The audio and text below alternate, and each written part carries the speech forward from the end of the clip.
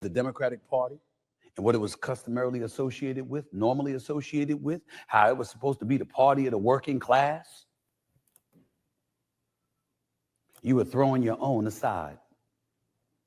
You did it to elected officials that got themselves in a speck of trouble. You threw them to the wolves.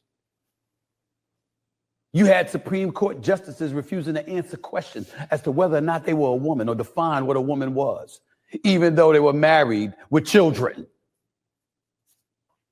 It's a whole bunch of ridiculous nonsense that was going around and going on with the Democratic Party.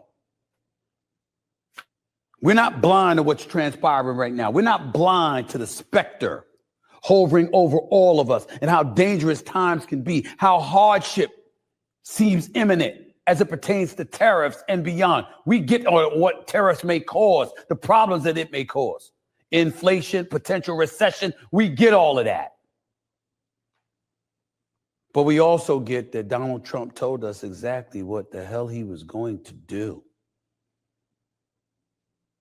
And that not only did the vast majority of the American people still saw him closer to normalcy than we saw the Democratic Party, but because of that,